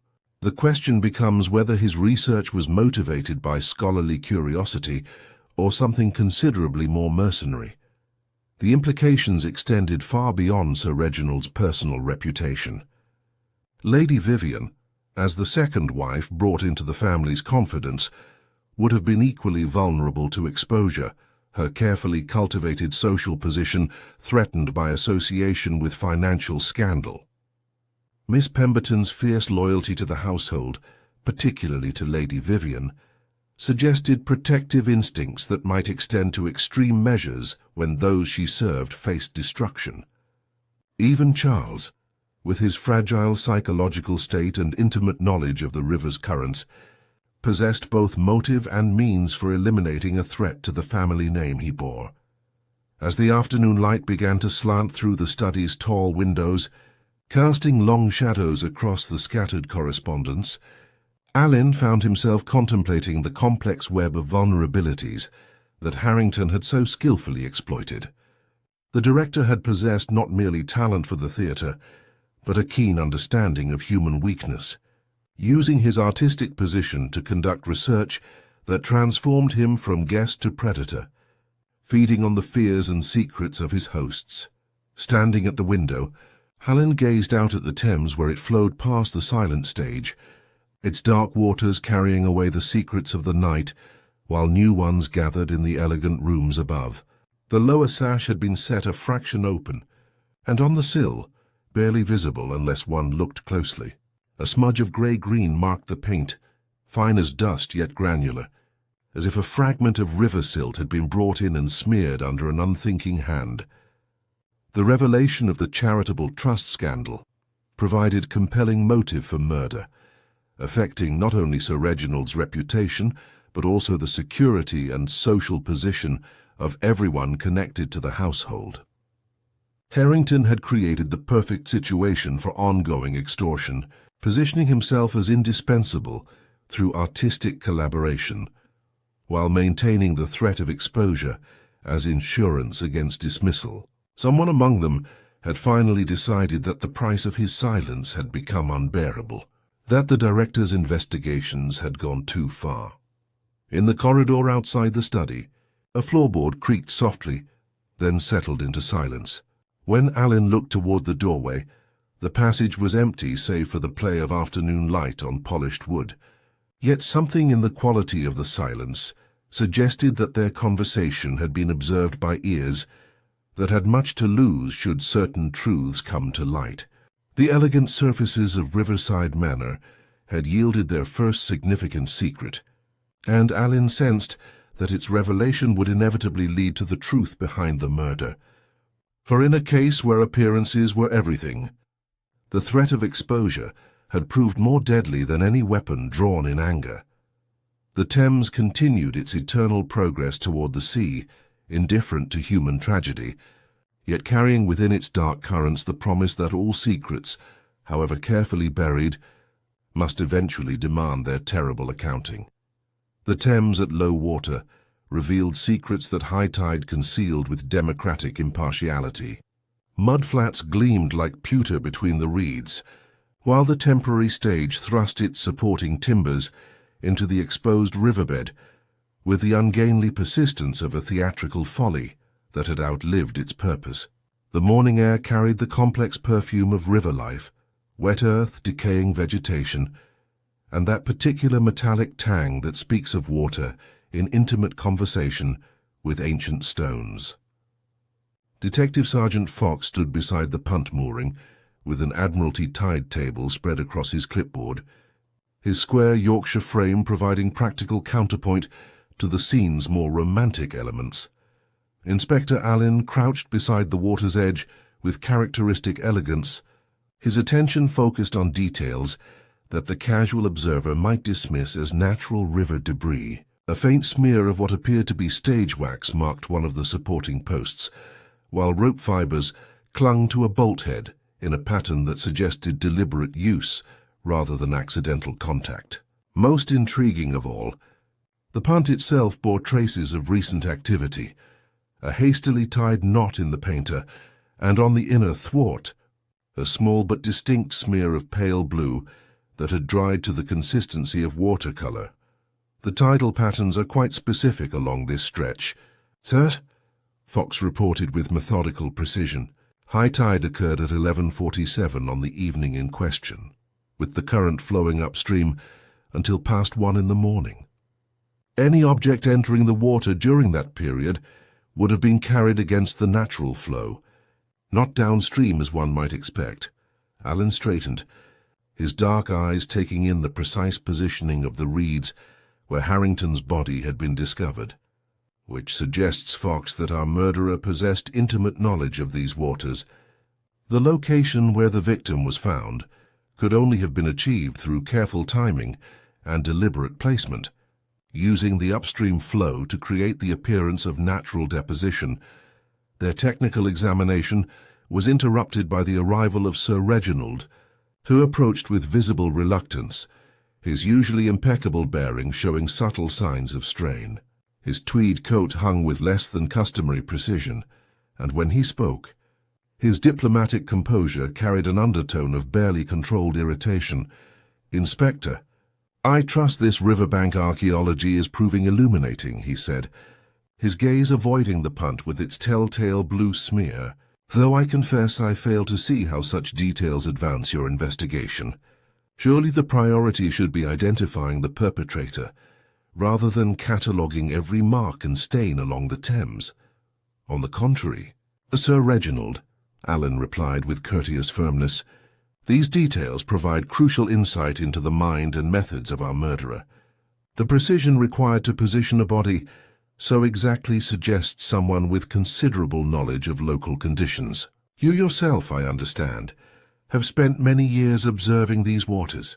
The question hung in the air with diplomatic weight, and Sir Reginald's response came with the careful phrasing of a man accustomed to navigating verbal minefields. "Indeed, Inspector. From boyhood, I have known every bend and current of this stretch. My nephew Charles perhaps even more so. He was quite devoted to river pursuits in his youth.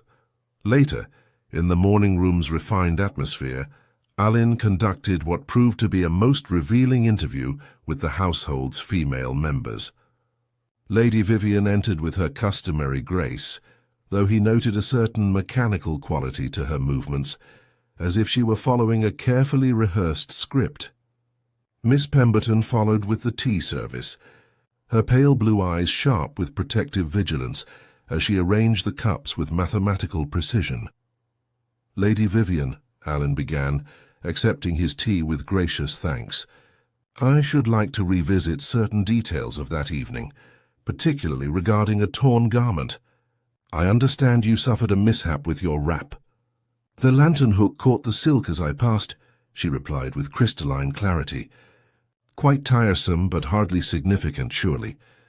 Miss Pemberton was kind enough to offer her services with needle and thread. Miss Pemberton's hands tightened, almost imperceptibly, on the tea service as Allen produced the evidence envelope containing the fabric fragment. "This piece was discovered beneath the stage, Lady Vivian. The weave and quality suggest a garment of considerable refinement, while the floral scent indicates recent contact with expensive perfume. Most significantly, the tear pattern suggests it was caught during some struggle or hasty movement. The silence that followed was charged with unspoken implications. Lady Vivian's composure remained flawless, yet Elaine observed the way her breathing became more controlled, more deliberate, as if she were consciously managing each inhalation. Miss Pemberton's protective instincts manifested in her subtle repositioning within the room, placing herself between her mistress and any potential threat. "Inspector," Lady Vivian said at length, her voice maintaining its careful modulation. "Surely many explanations might account for such evidence. The riverbank is accessible to numerous people. Hand fabric might be torn in any number of innocent circumstances." The interview took a more pointed turn when Elaine addressed the inconsistencies that had emerged during the previous day's reconstruction. "You mentioned retiring to the music room between 10 and half past the hour, yet the housemaid observed a light in your sitting room window much later. She assumed you had merely forgotten to draw your curtains." A flicker, barely perceptible, passed through Lady Vivian's eyes. Her perfect composure held, but her hands moved to adjust an invisible detail of her dress. Daisy is a conscientious girl, but perhaps prone to confusion regarding the hour. One loses track of time so easily in the quiet of the night. Fox's subsequent report from the servants' hall provided additional pieces to the emerging puzzle.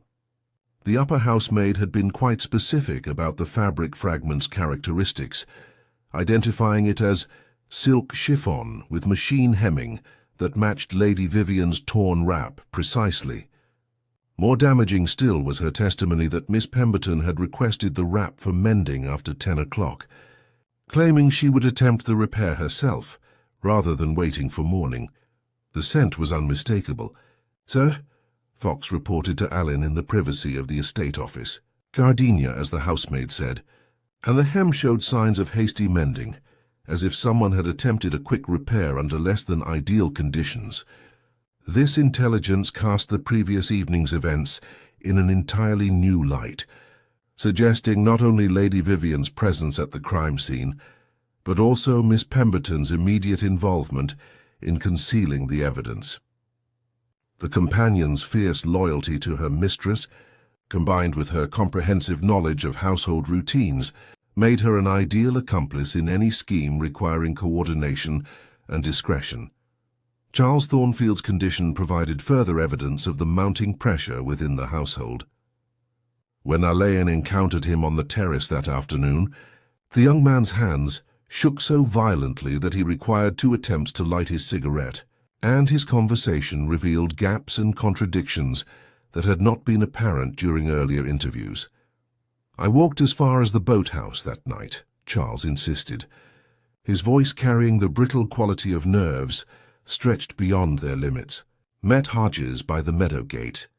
He'll confirm it." "I'm afraid Hodges was in the kitchen garden until nearly 11, Fox observed gently. "He says he never left it during the crucial period. Thought you should know." The revelation struck Charles like a physical blow, his already pale complexion becoming almost translucent. The careful edifice of his alibi crumbled with the thoroughness of a stage set struck by careless hands, leaving him exposed and vulnerable in ways that went far beyond mere embarrassment. As the afternoon light began to slant through the manor's tall windows, Alan found himself contemplating the complex web of relationships and dependencies that had made the murder possible. The technical evidence pointed inexorably toward coordination between Lady Vivian and Miss Pemberton, while the psychological pressure was affecting each member of the household in ways that revealed their individual vulnerabilities and guilty knowledge, sir. Reginald's authoritative facade showed increasing signs of strain, manifesting in unconscious gestures of impatience and moments of uncharacteristic sharpness with the staff. His diplomatic training served him well in formal interviews, but the cumulative effect of maintaining perfect composure while his world crumbled around him was beginning to tell. Lady Vivian's performance remained technically flawless, yet there was something almost mechanical about her perfection, as if she were a clockwork figure wound too tightly and beginning to show the strain. Most telling of all was Miss Pemberton's behavior, which had acquired an almost desperate efficiency. Her usual quiet competence had transformed into something approaching frantic activity, as if she could somehow impose order on chaos through the sheer force of domestic routine.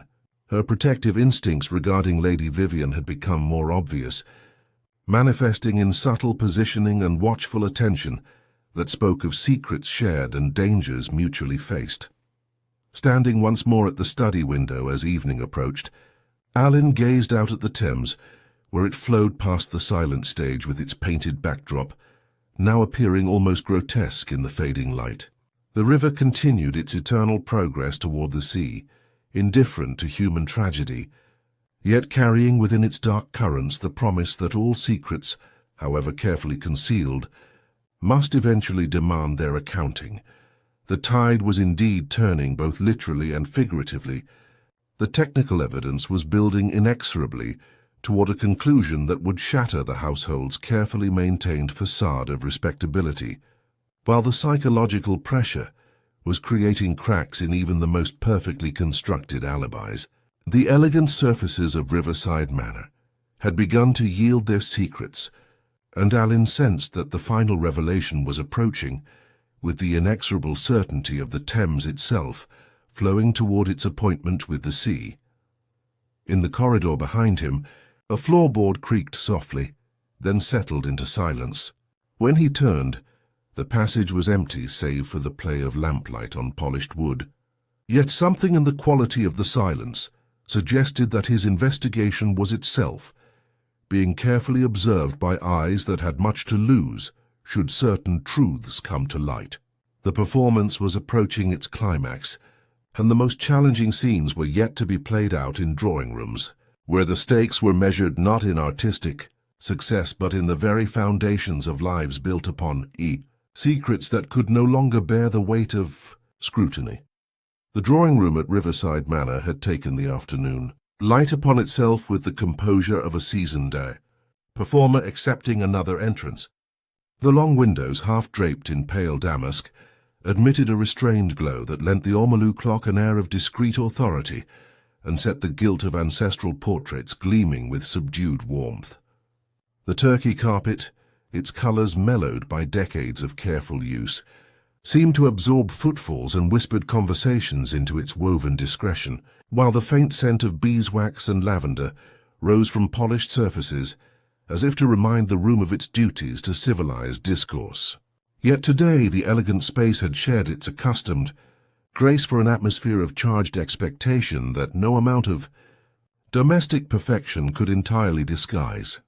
Inspector Allen stood before the assembled household with characteristic elegance, his tall figure commanding attention without apparent effort, his hands clasped loosely behind his back, in a posture that managed to be both relaxed and formal. Sir Reginald occupied his customary chair beside the hearth, his distinguished bearing showing subtle signs of strain that had accumulated over the investigation like sediment in still water.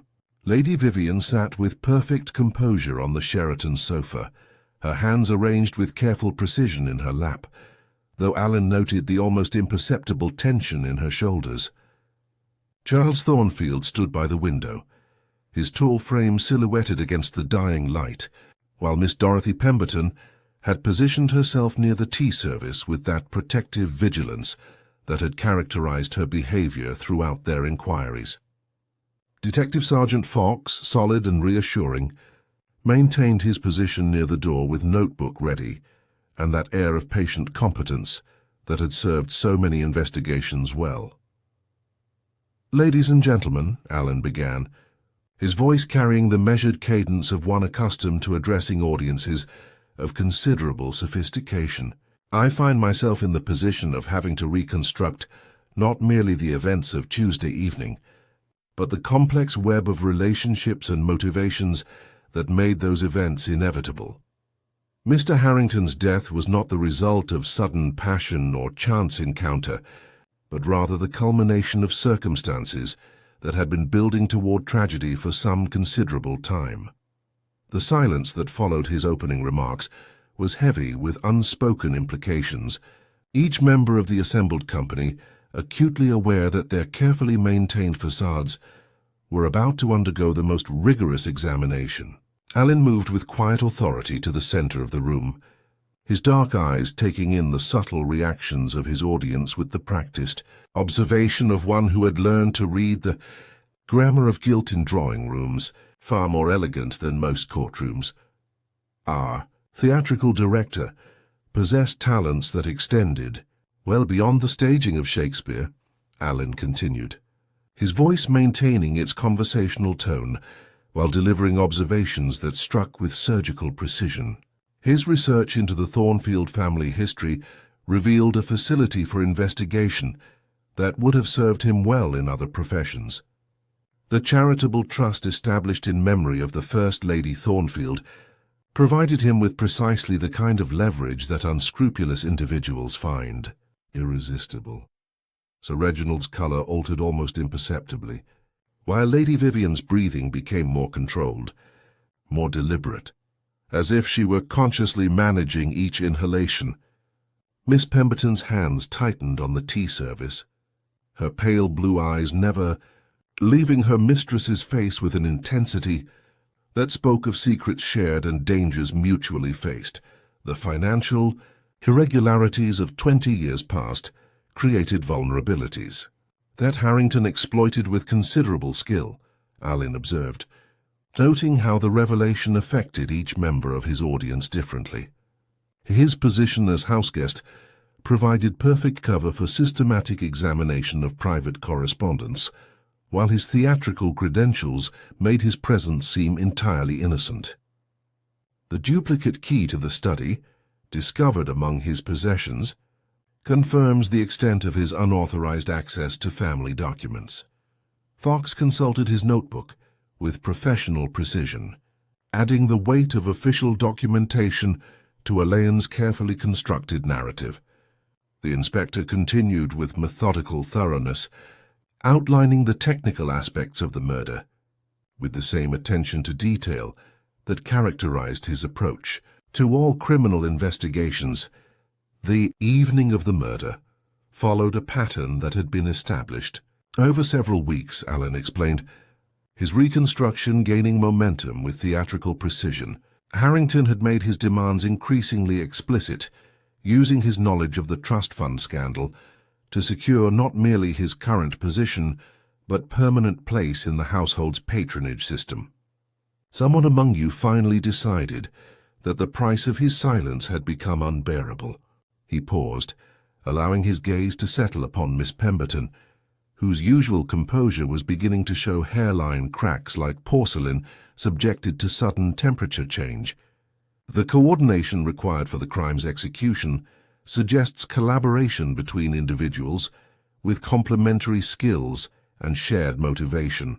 One possessed the social position that made Harrington's threats particularly devastating, while the other commanded the household knowledge and fierce loyalty necessary to plan and execute what was intended to appear as accidental death. Lady Vivian's perfect composure remained intact, yet Alan observed the way her hands moved to adjust invisible details of her dress, betraying nervous energy beneath the flawless surface. Miss Pemberton's protective positioning had become more obvious as the reconstruction proceeded, her devotion to her mistress manifesting in ways that transcended mere professional duty. The fabric fragment discovered beneath the stage provides crucial physical evidence, Alan continued, producing the envelope that had haunted the household's peace since its discovery. Silk chiffon with machine hemming, torn during what appears to have been a struggle or hasty movement. The floral scent indicates recent contact with expensive perfume, while the tear pattern suggests it was caught during some violent activity. Beneath the platform, where Mr. Harrington's body was temporarily concealed, Miss Pemberton's breathing became audible in the charged silence, her usual efficiency finally showing signs of strain. The inspector's methodical presentation was stripping away the careful constructions of alibi and misdirection that had seemed so secure in the immediate aftermath of the murder. Yet the key technical aspects of the crime required intimate knowledge of the Thames and its tidal patterns, Alan explained with quiet authority. The body's final position among the reeds could only have been achieved through careful timing and deliberate placement, using the upstream flow to create the appearance of natural deposition.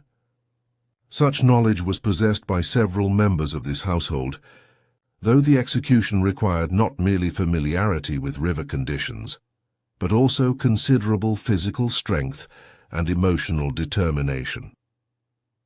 Charles shifted uncomfortably by the window, his cigarette case falling from nerveless fingers to clatter against the sill with startling loudness in the charged atmosphere. His intimate knowledge of the river had made him a natural suspect, yet Alain's attention remained focused elsewhere. The motive extends beyond mere financial embarrassment, the inspector observed, his voice carrying across the elegant room with inexorable certainty. For Lady Vivian, exposure of the trust fund scandal would have meant not merely social disgrace, but the destruction of everything she had worked to build since her marriage into the family. For someone whose devotion to Lady Vivian had become the defining purpose of their existence, such a threat represented an attack on the very foundation of their world. Miss Pemberton's composure finally cracked, her pale face becoming almost grey, as the full implications of Alain's reconstruction became clear.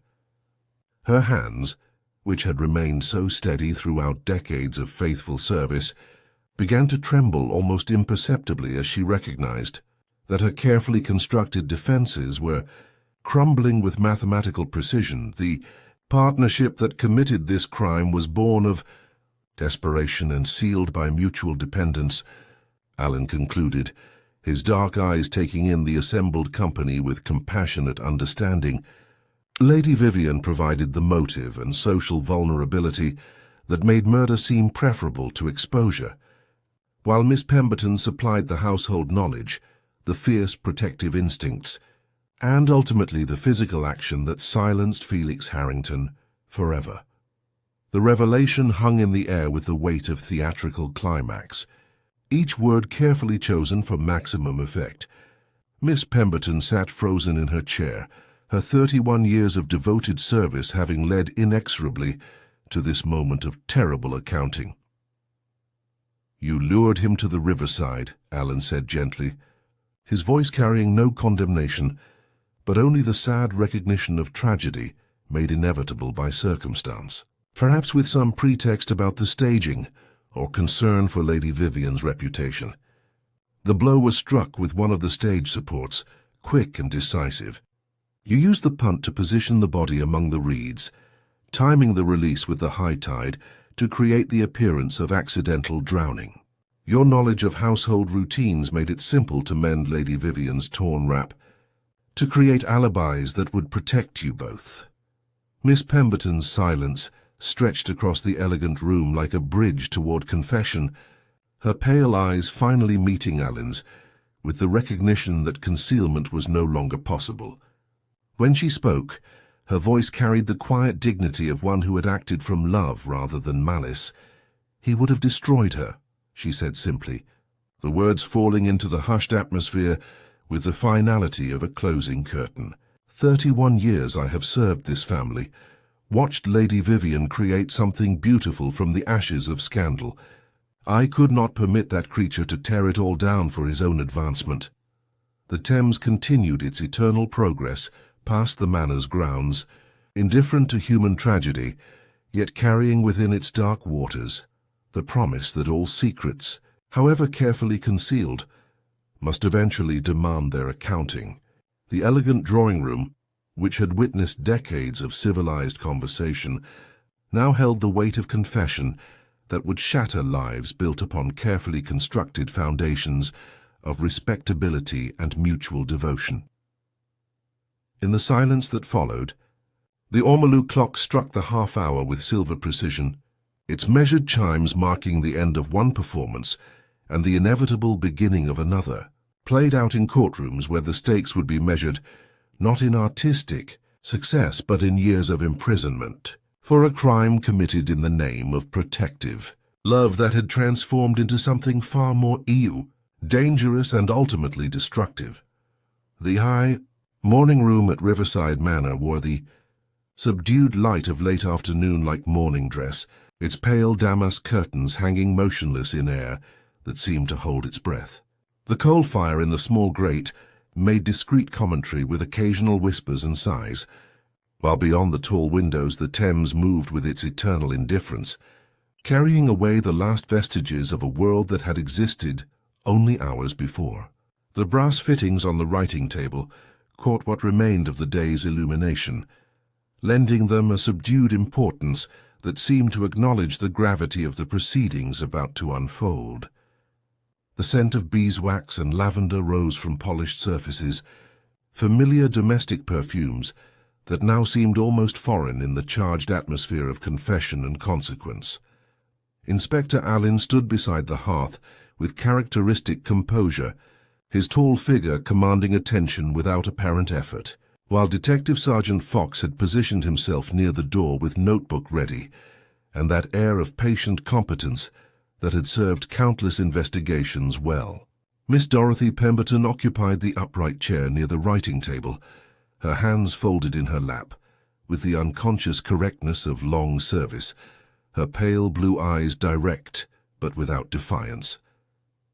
The 31 years of devoted service that had defined her existence had led inexorably to this moment of terrible accounting, and she faced it with the same quiet dignity that had characterized her every duty throughout the decades.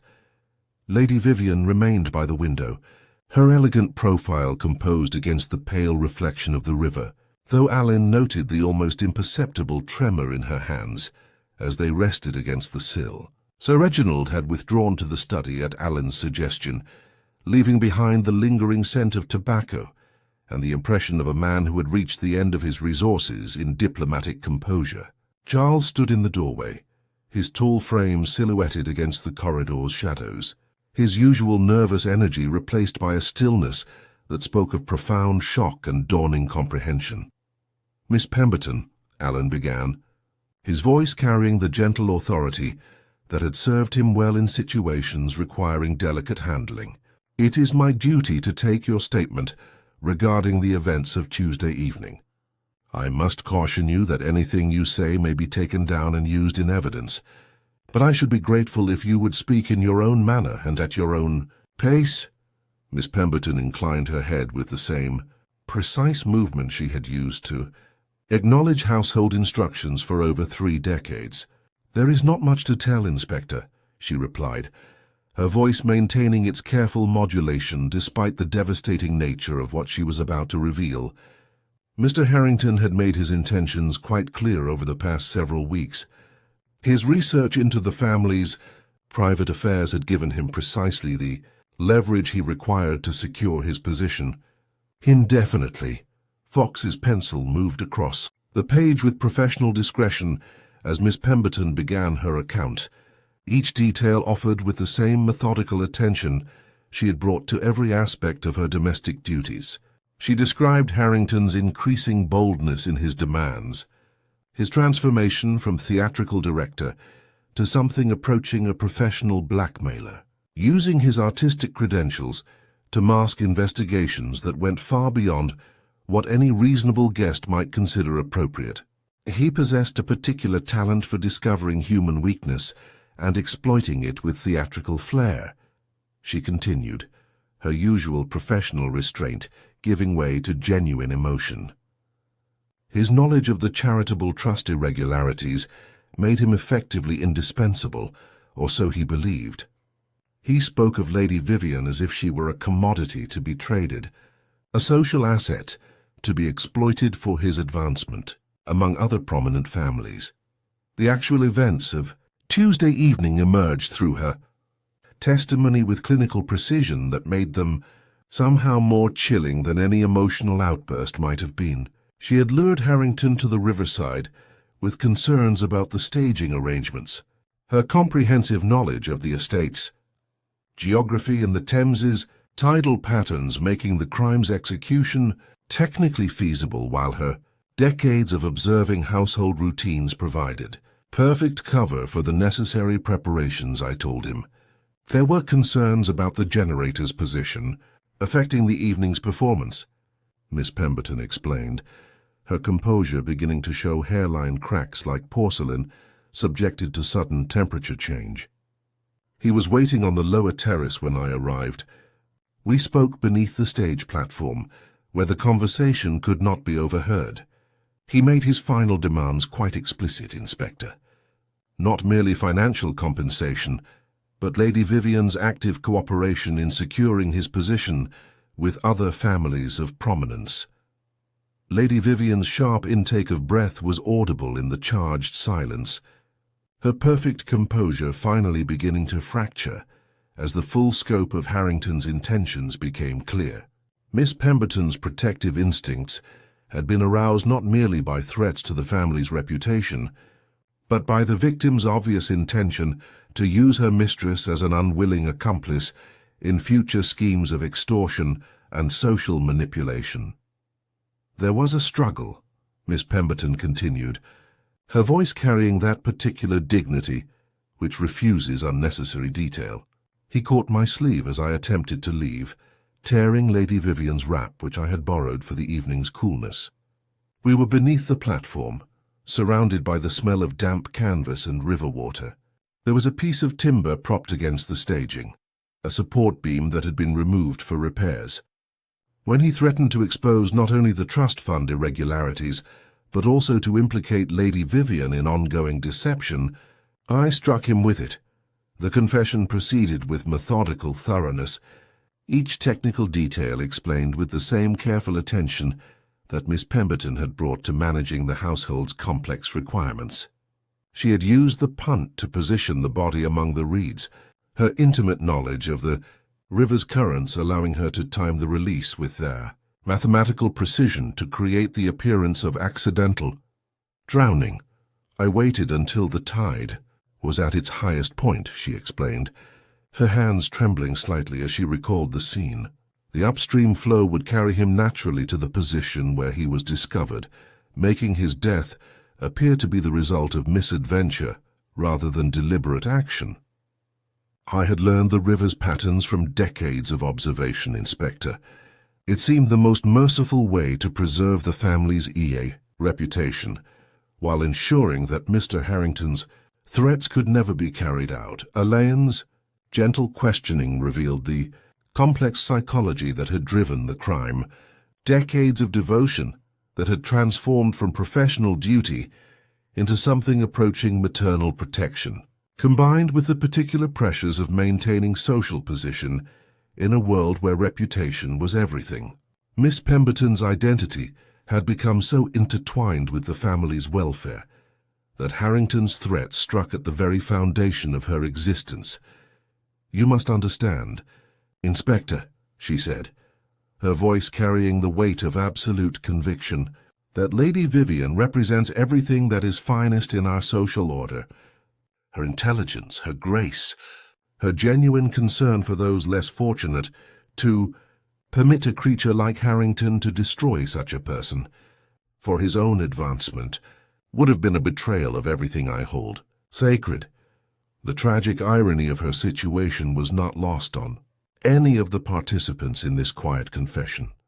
Her attempt to protect Lady Vivian had ultimately brought upon her mistress the very scandal and disgrace she had sought to prevent, while her own life of faithful service would end in imprisonment and the destruction of everything she had worked to preserve. Lady Vivian moved from the window at last, her composure finally cracking as she approached her companion with tears streaming down her pale cheeks. "Dorothy," she whispered, her voice breaking with decades of suppressed emotion, "you have given far more to this family than we had any right to expect. I shall ensure that you receive the best possible legal representation and that your years of devoted service are never forgotten." Miss Pemberton's response was characteristic in its selflessness, her pale eyes meeting her mistress's with steady resolve.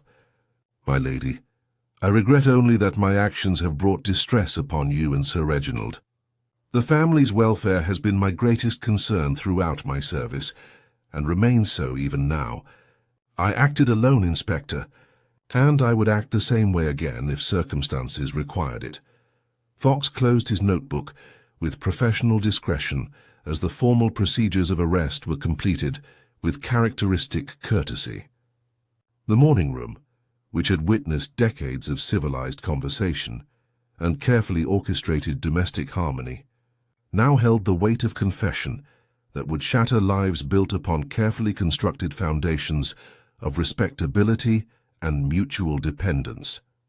As the police car disappeared down the Lime Avenue, carrying Miss Pemberton toward a future that would bear no resemblance to the life of service she had known, Alan found himself reflecting on the particular tragedy of crimes committed within the closed world of the English upper classes.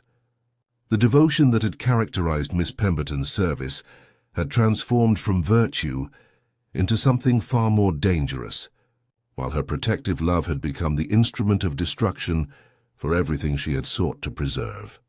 The Thames continued its eternal progress past the manor's grounds, indifferent to human tragedy, yet carrying within its dark waters the promise that all secrets, however carefully concealed, must eventually demand their accounting. The elegant drawing rooms and manicured gardens of Riverside Manor would continue to exist, but the careful social order that had governed the household for decades had been irretrievably shattered, leaving behind only the melancholy recognition that some forms of devotion exact a price that no one should be asked to pay, yet which the human heart sometimes finds impossible to refuse. In the gathering dusk, the temporary stage stood abandoned beside the river, its painted backdrop appearing almost grotesque in the fading light, a monument to theatrical illusions that had proved far less durable than the human passions they had sought to contain. The performance was finally over, but the consequences would echo through the corridors of Riverside Manor long after the last curtain had fallen, a reminder that in the theatre of human relationships, some roles exact a price that can never be fully calculated until the final accounting is due. The lawns of Riverside Manor wore the subdued light of late afternoon like morning dress, their surfaces bearing the faint impressions where heavy timber had been dragged away, and the temporary stage dismantled piece by careful piece. A thin mist rose from the Thames, not quite concealing the bare patches of earth where canvas and rope had lain, while the willows drooped their branches toward water that moved with the same eternal indifference it had shown before human tragedy had played itself out upon its banks.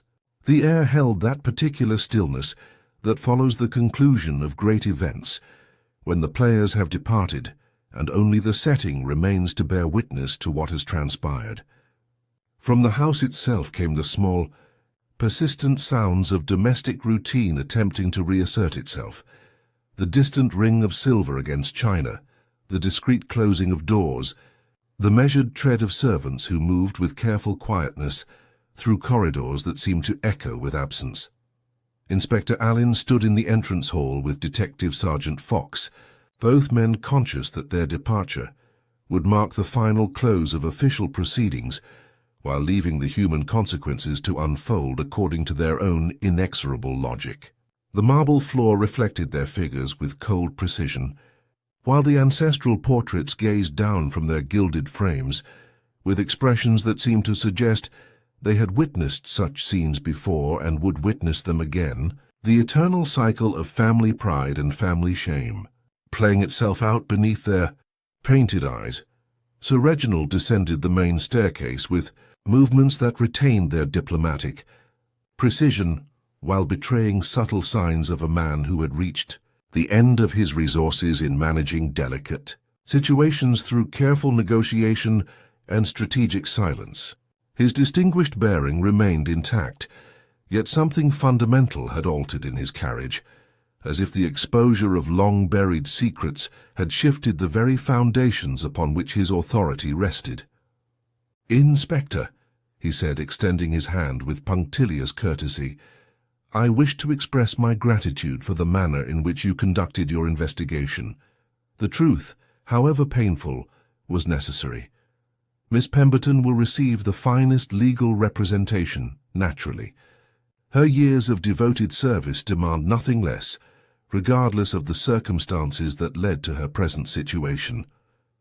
The courts will take into account her exemplary record and the complex motivations that drove her actions, Elaine replied with gentle honesty. Though the law cannot make exceptions for crimes committed from protective love, however understandable such impulses might be from a human perspective. Lady Vivian appeared in the doorway of the morning room, her elegant figure moving across the familiar space with the uncertainty of one who no longer recognized the landscape of her own existence.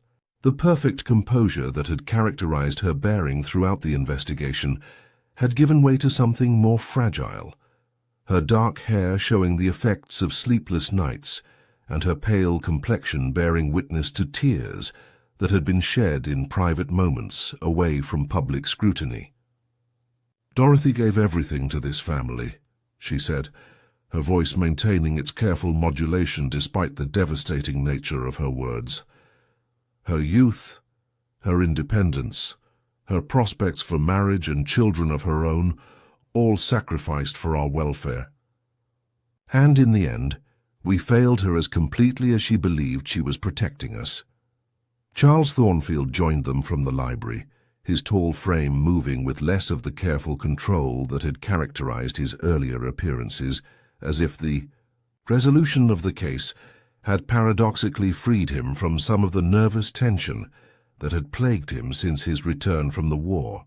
His intimate knowledge of the river had made him a natural suspect. Yet the revelation of Miss Pemberton's guilt had lifted a burden of suspicion that he had carried with characteristic stoicism. "I keep thinking about that evening," he said, settling his shoulders against the doorframe, with movements that suggested genuine exhaustion.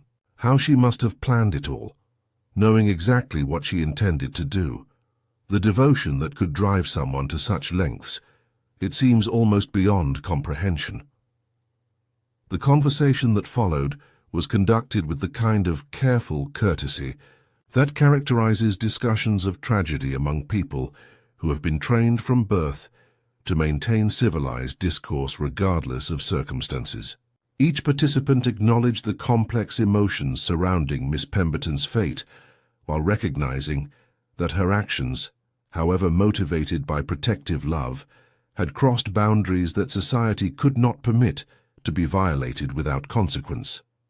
Alan observed the way the family members maintained their individual responses to the catastrophe, each processing the tragedy according to the emotional vocabulary of their respective backgrounds and temperaments. Sir Reginald's diplomatic training served him well in formal conversation, but the cumulative effect of maintaining perfect composure while his world crumbled around him had left visible marks. Lady Vivian's social accomplishments had prepared her for many challenges, but not for the particular humiliation of having her most loyal servant commit murder in her name. "The newspapers will have their field day naturally," Lady Vivian continued, her hands moving to adjust an invisible detail of her dress. "The charitable trust scandal, the murder, Dorothy's devotion transformed into something so tragically destructive, it will provide sensation enough to sustain the gossip columns for months to come." As the afternoon light began to slant through, the hall's tall windows, casting long shadows across polished floors that had witnessed decades of carefully orchestrated social rituals, Alan found himself reflecting on the broader implications of the case that had brought him to Riverside Manor. The corruption that could grow within even the most refined environments had been exposed with surgical precision, revealing how the maintenance of appearances often took precedence over justice or truth in circles where reputation was valued above almost every other consideration. "The charitable trust will be properly restored naturally," Sir Reginald said, his diplomatic training asserting itself even in the face of personal catastrophe. "The irregularities of 20 years past cannot be undone, but we can ensure that the original charitable purposes are fulfilled going forward, regardless of the cost to the estate's other interests." The practical arrangements that had followed Miss Pemberton's arrest were being handled with characteristic efficiency by the remaining household staff, though her absence was felt in countless small ways that would take months to address properly.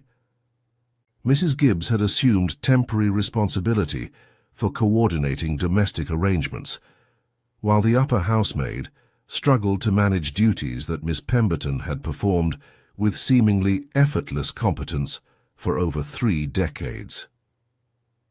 When the time came for departure, Alan made his final rounds through the Manor's elegant rooms, taking leave of a case that had revealed the dangerous power of secrets and the tragic consequences when protective love transformed into destructive obsession. In the study, he paused beside the keyboard where a small brass tag hung from an empty hook.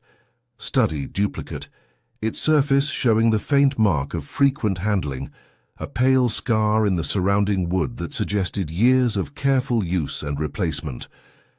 The detail was entirely explicable by the habits of a busy household, yet viewed in the calm after revelation, it took on a quiet significance that spoke to the persistence of mysteries even after the main questions had been answered.